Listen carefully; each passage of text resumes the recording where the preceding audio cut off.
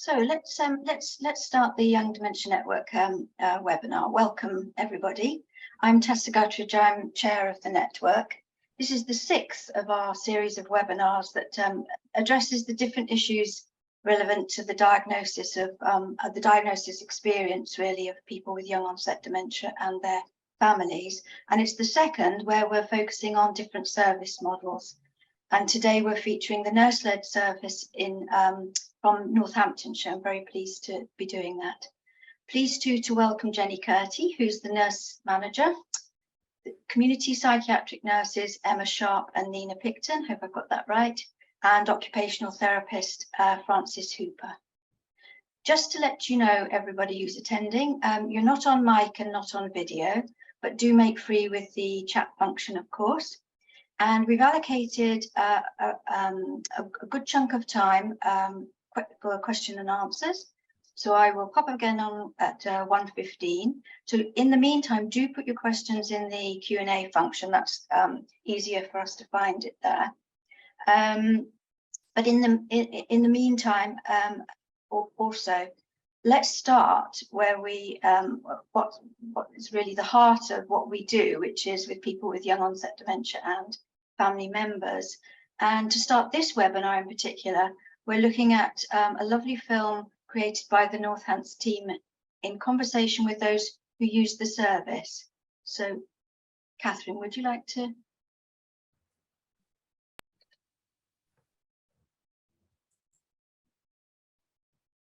It was quite horrific, really, because you know something's wrong, but you don't want to kind of admit it. But I was scared to actually get a diagnosis. But when I got it, it was better because then you actually know you've got it and you can work on it, can't you? The people at the memory clinic were very nice. And on the positive side, I shared the family and my wife as well. Share the information with local friends as well. On the negative side, I've got the dementia, which is aphasia. So I struggle on the speech. It took a little while, but at first I was told that I had depression and anxiety issues, so I was put on medication for that. But over time, I felt that my condition was just getting worse, basically. The medication wasn't helping with my memory loss and the fact that I could go into a building and get lost trying to get out again. But then once I got my referral to the young people with dementia team, although it was just before COVID, everyone was so helpful. coming in, you know, into the group.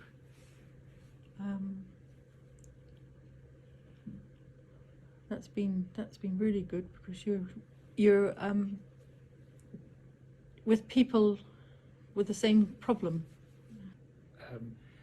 Connect with similar people in local.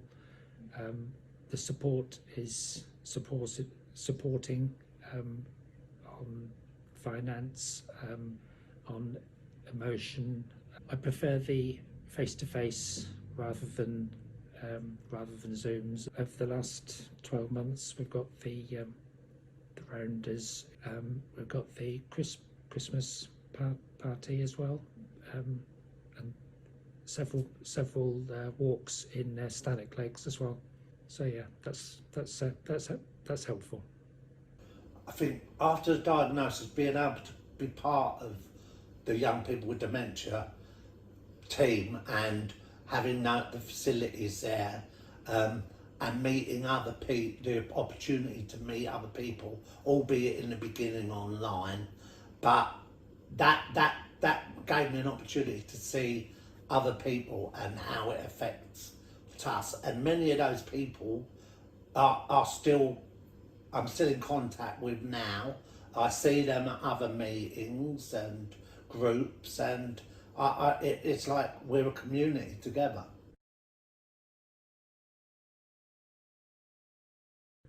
If it's older people, it's a different category, really, isn't it? Because we are very different. We both have dementia. It's not the same. I'm not like my dad was. I don't sit in an armchair all day and like just left to vegetate. I've got a mind and I need to keep active and keep it working. And those are the things that I've learned.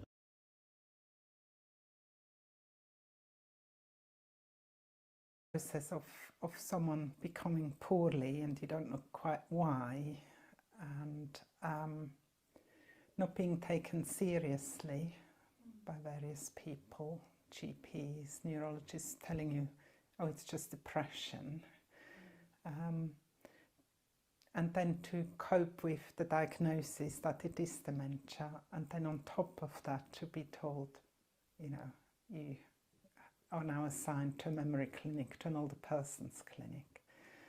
That would have been really hard.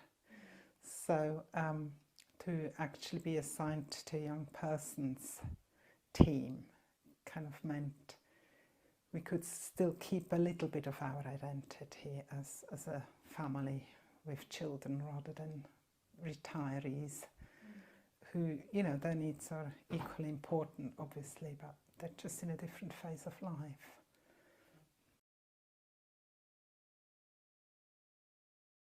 Well, I think what was very helpful with the young person's team was that we didn't have to kind of fight anymore. Certainly we were listened to and taken seriously and treated with dignity, and certainly for my husband, he didn't feel as if he was a malingerer. You know, it was confusing getting all these different messages from different health professionals, because he knew he wasn't depressed, there was something more going on. So in a way we kind of went through this choppy water, and the team kind of gave us an anchor. Certainly our boat was anchored, so we weren't kind of going to capsize. And the other thing the team gave us was a compass, so we were able to navigate these waters of dementia with, you know, help on benefits, with psychoeducation, with being able to meet other people with young onset of dementia and carers, and just there was a way through it, and it kind of didn't feel so isolating. And I think that's what the team gave us. And actually, also on a very practical level, one of your healthcare assistants helped me with benefits at the beginning, not just explaining how it works, the system, and how to apply and how to fill in forms, but also chasing me up, you know, have you done it yet? Have you sent it off? You need to do it now. And that was really needed, because someone taking charge, taking me in hand.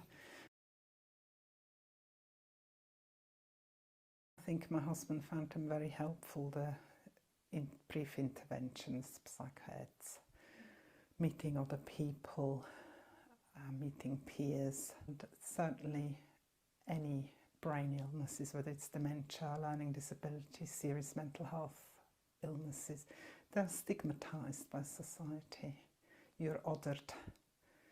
So these groups help, again, to kind of create a bit of an anchor, a place. You know, you're kind of, you're still who you are, just with the added complication of what dementia throws at you. My husband also found the peer group on Zoom very helpful, the monthly meetings. Again, being with other people like him, have a similar experience. and kind of getting used to being able to talk about the illness progression, what that might be like, what it could look like in the future. And the same for me as a carer, attending the carers groups. They've been also very valuable, because friends and family, they try and empathise, but it's outside of their experience, really. I think you've got everything in place. I mean, we've had all sorts of things, you know, social gatherings, we've had picnics in the park.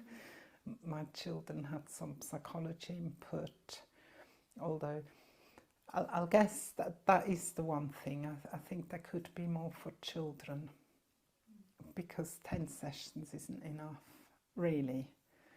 And there are no peers to discuss this. I can see that when their friends come around, you know, they see Solomon and Yasmin having to help, and they don't know. It's outside of their experience again. So I think that would be helpful. And there were studies done on children, actually, and their experience of dementia in parents, and they in one finding they found that children had like cancer envy. They wished their parents had cancer, because at least there was still an identity there. You could have a conversation with your parent, they could still be interested in you. Whereas with dementia, sadly, that capacity goes. I guess the one thing I'd like to see the arts therapies, art or drama therapy would be are missing in your team.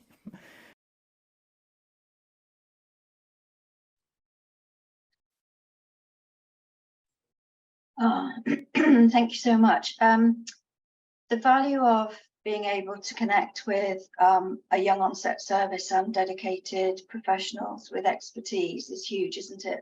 And then the value of connecting in with other people with who are experiencing sort of you know, similar changes, and being able to work, have the support of peers is just so valuable as well. So and that video picked that up. I'm going to hand over now to Jenny, who's going to tell us more about the young onset service. Thank you, Tessa.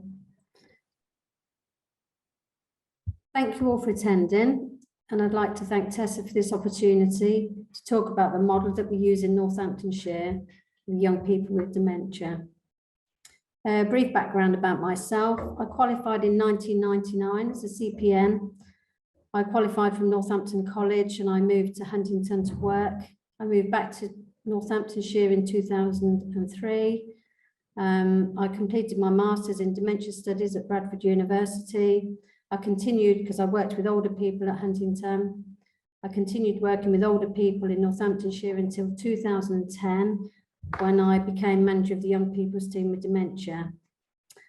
So briefly, the background of the team was started by Hilda Hayo, Chief Admiral Nurse, CEO of Dementia UK, some of you may know.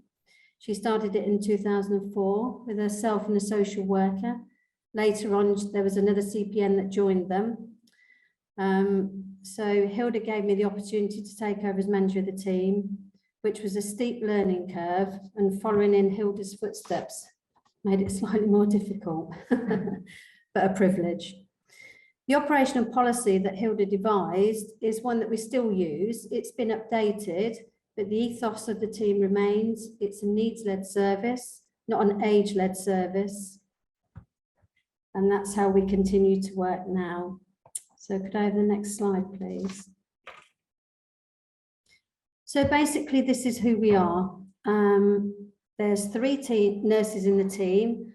One of them is myself. We all care coordinate for service users. We have a support worker, she's full-time.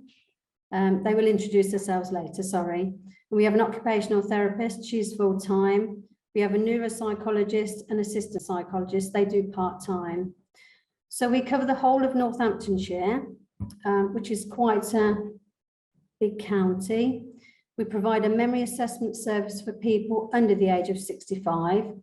and provide ongoing support for those who have a diagnosis of dementia and have a high level of need or display significant risk or require medication monitoring.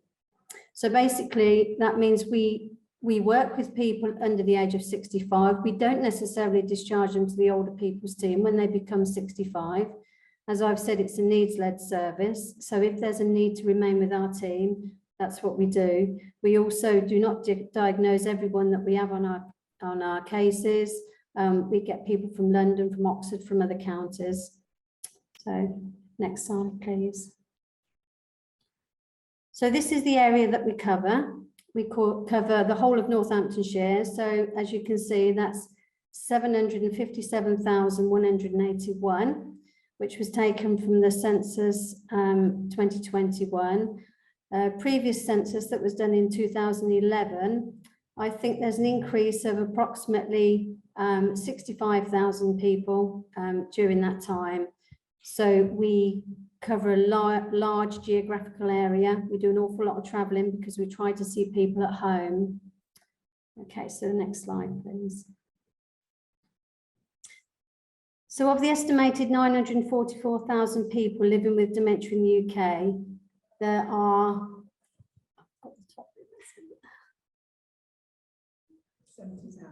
70,800 living with young onset.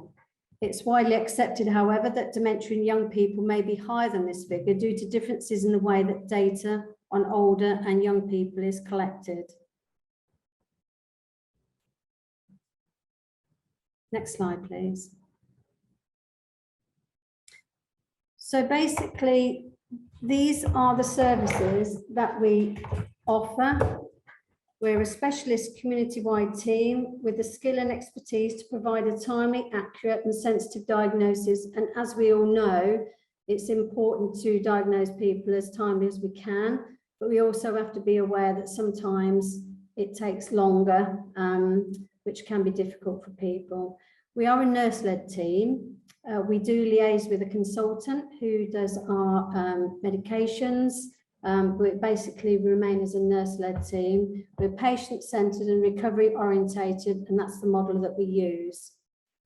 Our team promotes inclusion and assists service users and their families, reducing the effects of stigma.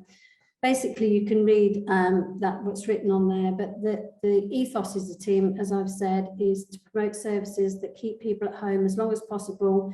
So once the diagnosis has been made, we work really hard then on the community services that we provide.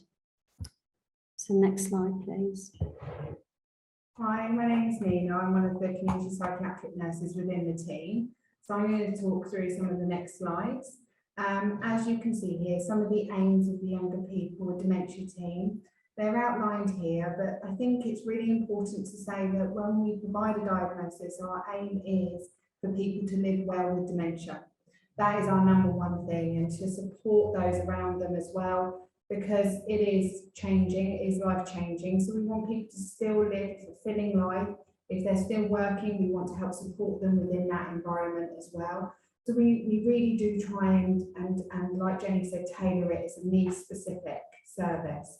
As we said, we like to link in with other services as well. So we liaise with social care an awful lot, other hospitals, other services, London, Parkinson's nurses. We aim to sort of keep it very inclusive and talk to everyone, and to provide education where needed as well, because you know, it is something which a lot of people are quite still surprised about, that people under the age of 65 can be diagnosed with dementia, and it is often misdiagnosed, and people are often treated for other areas before they actually come to us. As you saw in the video, quite often it's anxiety or depression that it can be treated for.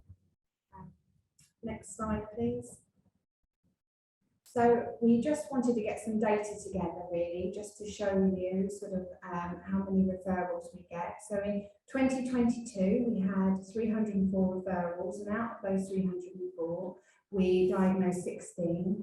In 2021, it was 256, and a diagnosis of around 15 people. In 2020, during the COVID pandemic, we still received 215 referrals. So our referrals didn't go down, and out of those referrals, we diagnosed 12 patients, and the team tailored the assessment process accordingly with the pandemic. So we saw people still in their homes if it was appropriate and it was needed, but also quite a lot of the assessment processes were done over Teams, and we still saw people. So it goes to show you that we've kept quite consistent, and we try to still see as many people as possible.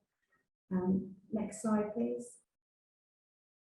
So this breaks down some of those facts. So as you can see in the bottom there, the light grey are the people that are diagnosed, and then it's sectioned off into Alzheimer's, vascular, alcohol, Lewy body, posterior, sorry, I'm getting all funny, primary posterior atrophy, I'm getting all tongue-tied now, cortical atrophy, frontal temporal dementia, mixed type, and Parkinson's.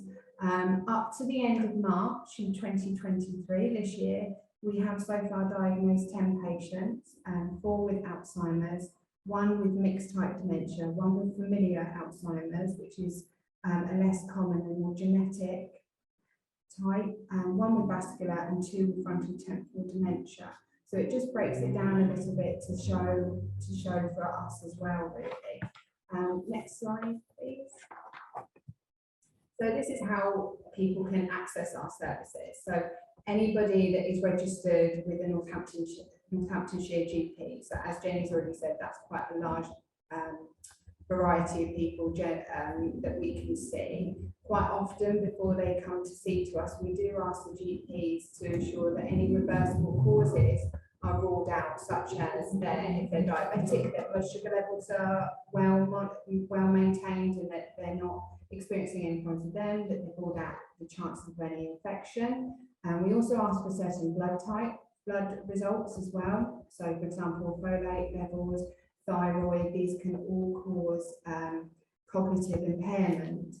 And often then GP will often do either a GP cog, which is a cognitive scoring system that they do, or a 6-sit. Again, these are quite brief cognitive assessments that they'll do, and they'll sometimes then pass it on to us. Once they've then come through to us, if they've still got no reason for their memory problems physically, then we will screen them and see people. But we do take referrals from, as we said, GPs, hospitals, neurologists, and as you can see there, Parkinson's nurses, Huntington's, MS.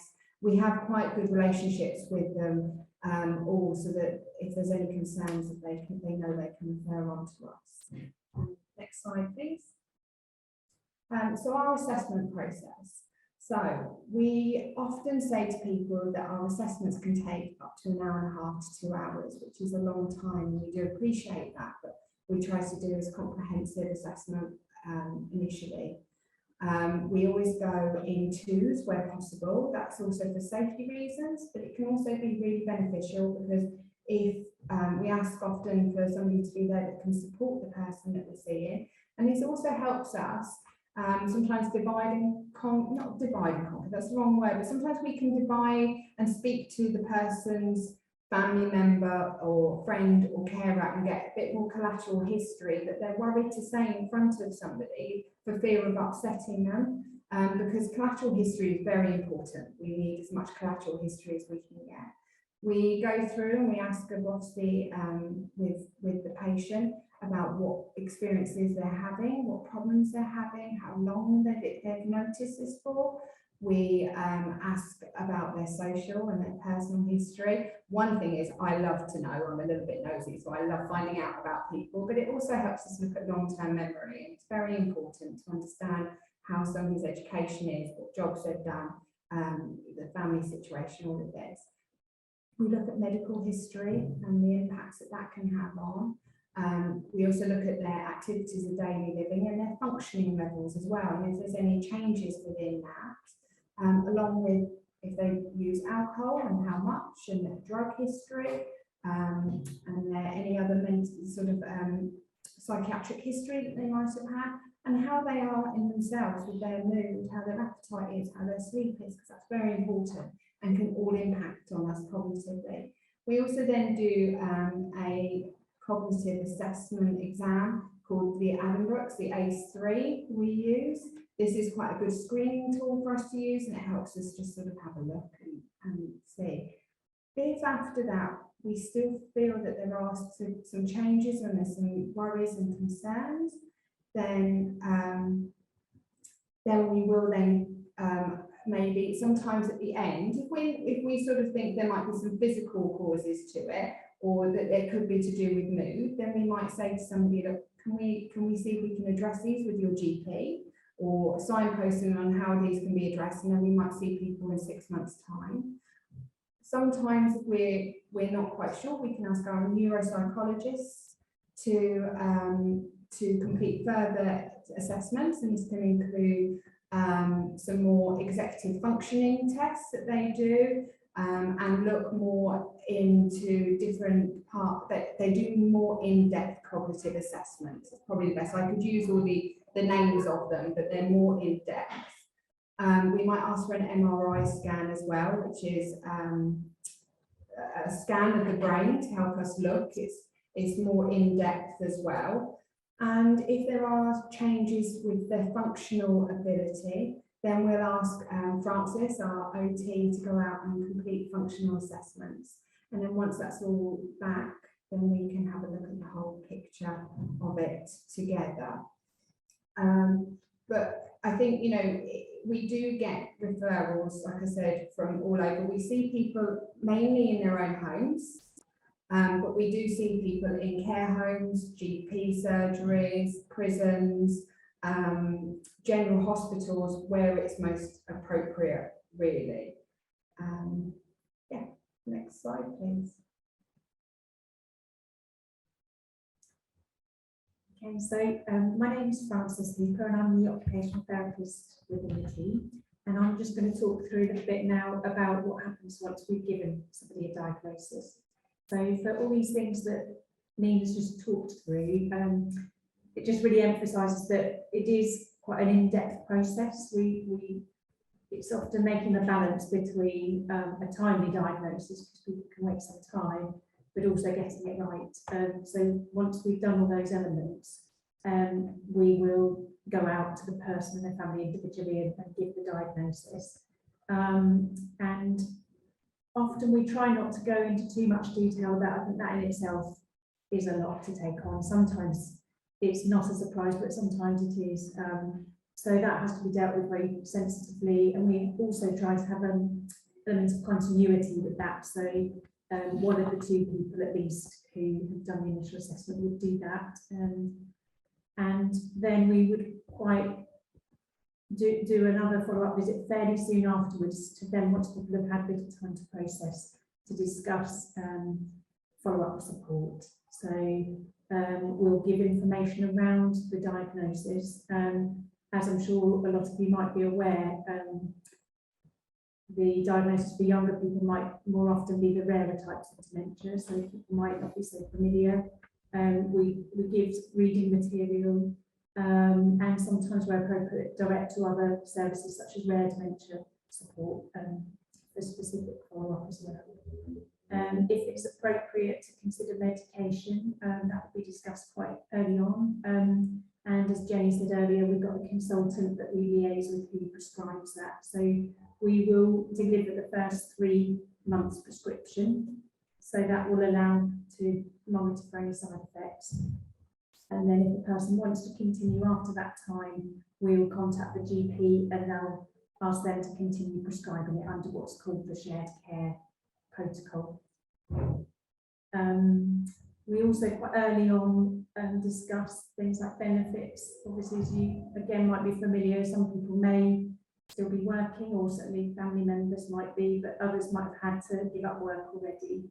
And that's where our colleague Emma Sharp comes in to discuss that process. And as we heard in the video, sometimes actually walking the person through, I think it could be so overwhelming, so many things to suddenly deal with, as well as the emotional impact of the diagnosis. So just trying to be a point of contact to just check in, give people the information, and then and I think always the aim is to empower people to do what they can for themselves, but taking those bits that they need support with as well. And another aspect, again, we introduced fairly earlier things like encouraging people to take out lasting power of attorney if they haven't already. And one which isn't on here, but one which comes up quite regularly is around driving as well. It's obviously a key thing for a lot of people. So we unfortunately do have to look at that within the assessment. Sometimes we might have already signposted somebody for a practical driving assessment at the local driving assessment centre. But all of these things are done very much on an individual basis. And other things mentioned on the slide here, they won't necessarily be immediately, but this is an ongoing process, and these things will be introduced by the care coordinators in a timely manner. We mentioned psychology earlier. We do have psychological support both for the person with the diagnosis or family members, which is available if they want to take that up as well.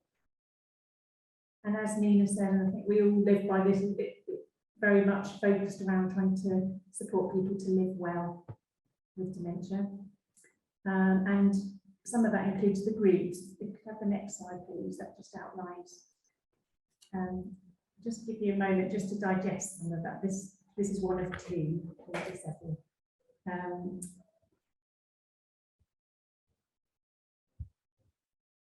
So the first one, next steps, is a post-diagnostic workshop, which is aimed to be just an information point, really. We don't run this very often currently because obviously the numbers of people diagnosed is smaller than older population, but also people are quite geographically spread out, and people are juggling work and other responsibilities as well. So our experience has been that they haven't always been that well attended. We've tried them online as well, but what we have developed is quite an in-depth booklet, which is based on the information that would be given in this workshop, and we tend to give that to everybody as they're diagnosed, and it's something they can dip in and out of when they need to on different topics. And the next one is of course living well with dementia, which other people, I'm sure some may have heard of. We've adapted this a bit to working with younger people, and we had quite a steep learning curve. We would just, because groups are something that's always been present in the team, but I think as the team has grown, it's allowed us to build on what was there. For example, my role was only 2 days a week, I think, Jenny, initially, and now it's full time, so that's afforded us the ability to do more. But we were just talking about this, and then COVID started, so we took the plunge and trialled it on Teams, which was quite challenging, but it was actually really successful as well. And I've just noticed somebody wants to see the booklet. I'm afraid my technology skills didn't quite live up to it, but I was going to try and embed it. But yes, certainly we can send a copy of the booklet to follow with the slides. So living well with dementia is very much, as the title suggests, covering topics and firstly looking at sort of the experience of receiving the diagnosis, but then moving on to sort of what can I still do well, or what's important. And as you heard on the videos, I think the group work is a key thing that we do, that people feedback they find the most valuable. Being able to meet other people in a similar situation, of a similar age that they can relate to, and both for the people with diagnosis, but also their family members. So I won't go into detail on all of these because I don't know that we've got time. If I could ask you just to show the next slide. Thank you. The other ones also include family members. So we do a carer support group once a month, and we do that in an evening, on a Tuesday evening, to allow people to join. The numbers vary, and in all other groups, the numbers vary, but it's very much a space people can come and go. We've got some that come every month and others that just appear occasionally.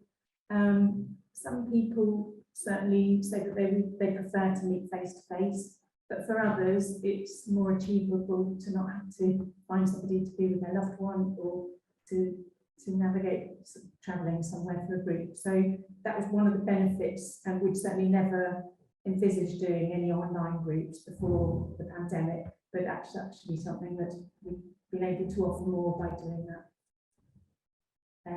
And the peer and family events, again, I think mentioned in the videos, this is something we built on.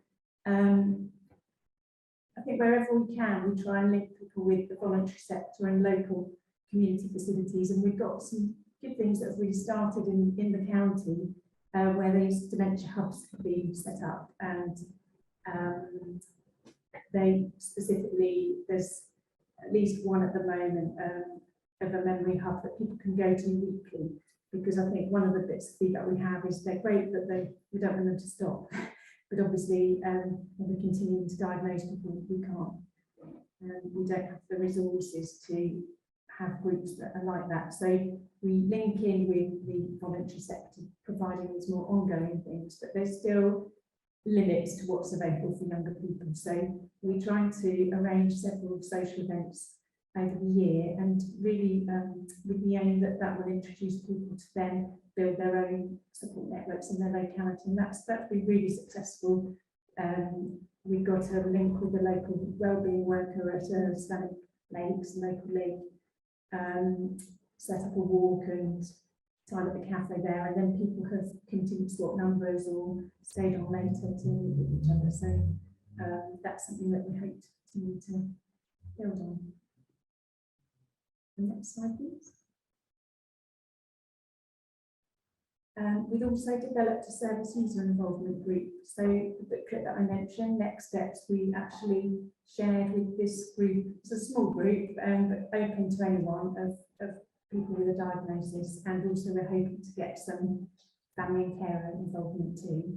But giving them a copy of this post-diagnostic booklet that we developed allowed us to get their feedback and made some really helpful suggestions for changes. And also linking in with the local driving assessment centre.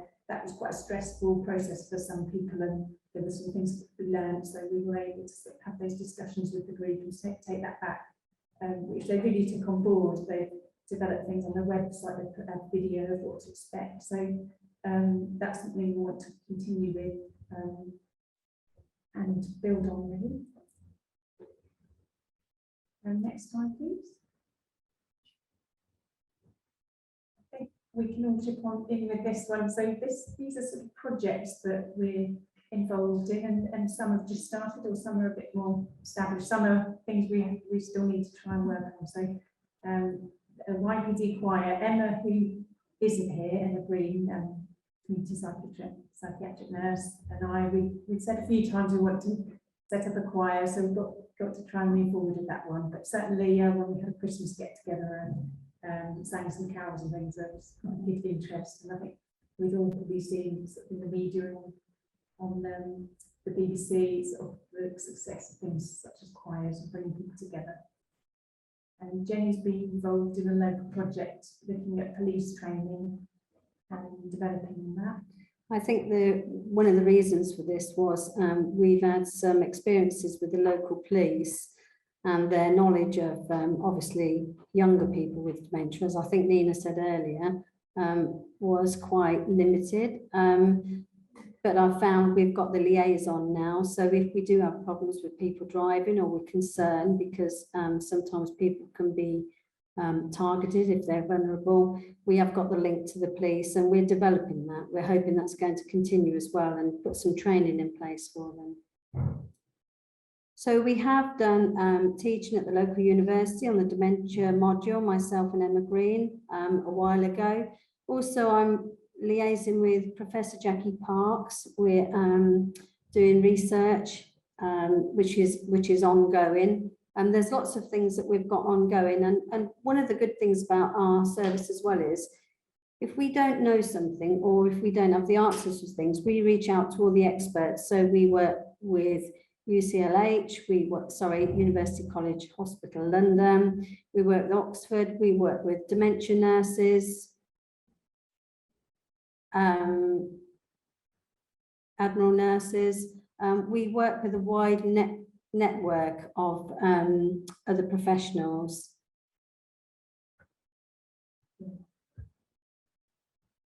Anyone else want to comment on this? No, I think like Jenny said, it's about we are very we are very happy to speak to anybody that comes to us and ask questions. And you know, the acute hospital setting is another one which we link in with an awful lot, because you know, I mean, I used to work as a mental health nurse within the acute hospitals within Northamptonshire as well, so I sort of link in. But we get quite a lot of people which can present as quite acutely confused, or they've got other medical problems, or they might have a history of drinking, and it's about making sure that the assessment process is done correctly and not sort of just given a diagnosis because of the way they present within the hospital. So we try and link in quite a lot as well with other professionals, as well as GPs as well.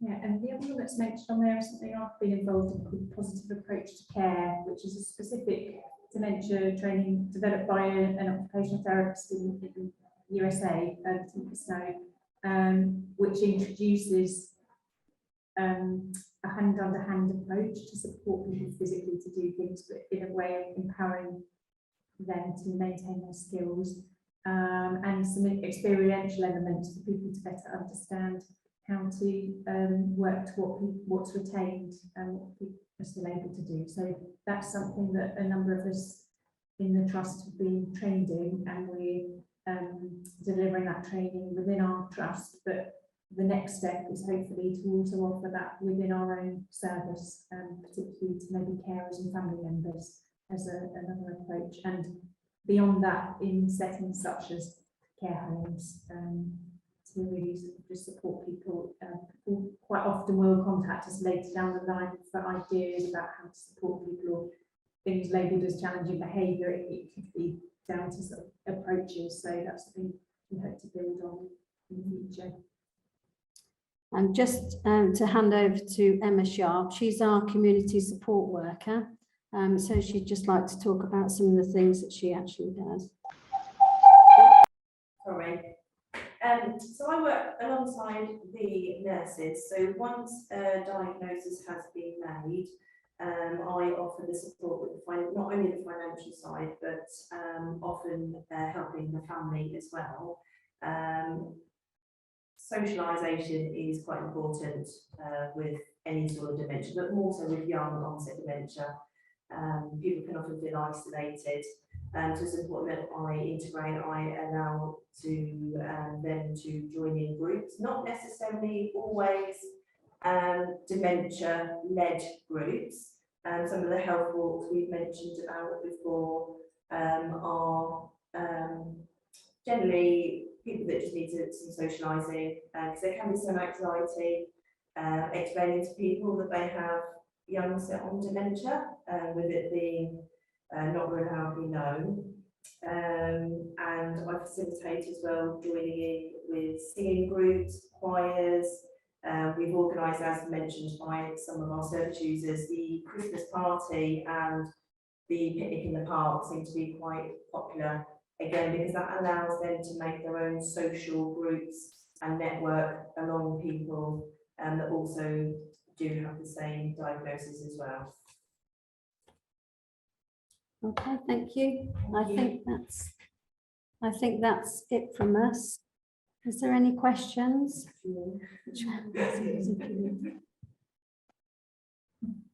Lots of questions. Apologies to anyone who's finding it a little tricky to hear. Sorry that it's testing you a little bit on that, but I will try and talk as clearly as I can in terms of posing the questions. I will start from the top. We've got quite a number of questions, by the way. So how do we get in touch with younger people? We'd like to set up a new group just for them, fully funded and doing activity that they would want to do. Have you got any tips on how to get in touch with those younger people? Answers for them. Sorry, I didn't catch the beginning of the question. The tips Sorry. on how you get in touch with the Yes, people. I've missed the beginning of the question. Yeah. Rebecca's a trustee of a Yeah. small dementia charity. Yeah. Can I just check, are you able to hear me? Because we're working off of one mic, because we're in one room, that's why we can't, but are you hearing me okay? Yeah, do your best to speak loudly and clearly, Francis. Thank you. Sorry, I haven't got the biggest of voices. So I'm not sure where in the country that person is from, whether they're, I mean, that sounds very exciting that they've got things they could set up for younger people. I think in terms of the local area, we're the point of contact for most people. We do liaise with the local services like the Alzheimer's Society and Northamptonshire Care, Lincolnshire, thank you. And maybe it'd be good to be able to be more in touch with each other beyond this, because I think we're still trying to familiarise ourselves with other services. I think Jenny and some others did look into sort of what other services are in, well, across the country, but also in our neighbourhood. Thank you. The next question's in terms of population with young onset dementia in your area. Wondering about that. I know that you did put up a slide on that, but if you could just tell us again on that. And then in terms of the numbers of people who attend your groups. So I think roughly at the minute on our caseloads, between the sort of 4 of us that hold a caseload, there's around 70 people who have got a diagnosis that are still under our team. Obviously, not everybody that we diagnose, as we said, sometimes we move them on to the older people service if appropriate, but for some people as well, we will discharge back to the care of the GP if there's no role for us to be involved with. But currently, there's around 70 on our caseload between the 4 of us for the whole county. You would discharge back to what team? So if they're over the age of 65 and they still require input and they don't need our service anymore, and that is very important. It might be that it's because they're just on medication, so they need monitoring because of the medication. We can then ask the older adults team who are 65 and above to continue monitoring them. If they're not on any medication or they are well established on their medication and they don't want any further involvement from any team, we will discharge back to the care of the GP, but on the understanding that if they any changes, they can come directly back to us. Okay, I think that's quite important in that, Tessa. So if we do discharge people and they want to come back, they come back directly to our team. They don't have to go back through the GP. We make that quite plain to people. Yes, much more of a smooth pathway, isn't it? Yeah. There was a question about, and it's a question that I understand from other areas as well, that there's a high referral and then a low diagnosis rate. And is that acceptable for you?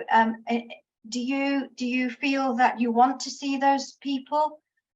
Or is there a sort of a screening that could go on beforehand before people get to you? What do you think on that? Sorry, I was meant to talk about that and I forgot. We do have a screening process. Obviously, we get an awful lot of referrals that are not actually appropriate. We get referrals from, as we said, from anywhere. Sometimes they'll have just the word memory in. So we ask for the specific blood tests, like we said, the folate, B12 and thyroid, and a 6-month history really of memory changes. So we do try to stick to that. Sometimes we don't. We do take people that possibly, well, you know, it's not sure whether we should see them, but the majority of people we see, even if we don't give them a diagnosis, we always signpost them to the appropriate services, because obviously you've got ladies that are going through the menopause. We get a high rate of this. We get lots of people with alcohol problems, low mood, MS, yeah. So we can refer, you know. Yeah. So if we get people with MS, that we do the assessment. Don't necessarily keep them on. We do diagnose people with dementia and MS, but you know, they've obviously got memory problems anyway, of a different sort of presentation. But we try really to see as many as we can, but obviously if they're not appropriate, we do return them. And I think we do see it as valuable. I mean, it can be frustrating when there are referrals where some of the basic things haven't been ruled out. But in terms of prevention for dementia, you know, some of the vascular causes, that it is an opportunity to try to address some of the issues at that point, hopefully avoid things progressing. So I think that's something we see as part of our role. Yeah. It's very rare that we will just come away with nothing. We'll often provide information for psychology support for them to access, you know, diabetes support if it's worries about their diabetes. We try and provide information for people as well and help as much as we can. Yeah, so they're not left, they've obviously come to you with a concern and they're not left with, you know, absolutely no clue as what to do next. That's great. Question around engaging with ethnically diverse background young onset dementia individuals, and where are the language and cultural barriers? How do you overcome these? Anybody want to say? Yeah, Frances? I think we do encounter that from the point of initial assessment. We have quite a diverse population, and so we use the version where we can, well, we employ translators to support. We're fortunate to have a Polish psychology assistant, so she's supported us with some Polish assessment, and we do use the alternative language versions of the cognitive assessment when that's available. I don't know if I'm wrong here, on the whole, we don't have a particularly diverse cultural perspective on our current caseload. There has been certainly over that years. fluctuates, I think. And I think it's something we've talked about in previous webinars like this. I think it is limited in what there is to offer people in the local area. It does depend on the situation, and often that goes back to families. But and in terms of linking people in with other people, I think we're too small really for that to happen, but maybe in time that's something we can do within our service. We're looking to develop that as well, yeah. Thank you. Next question, if you can keep going.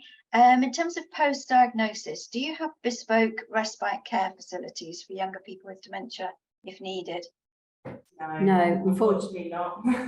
No, we don't actually. But what we do, if people go into respite, we're not officially allowed to recommend, but we do know the places that do provide respite that works reasonably well. Did you want to say something? Yeah, and often what we will do is we will go in and educate staff best that we can around it, and also offer kind of sensory support if it's needed as well, just to kind of keep them engaged as well. I mean, that's the same really. If people that we look after, they go into care homes, we don't immediately discharge them.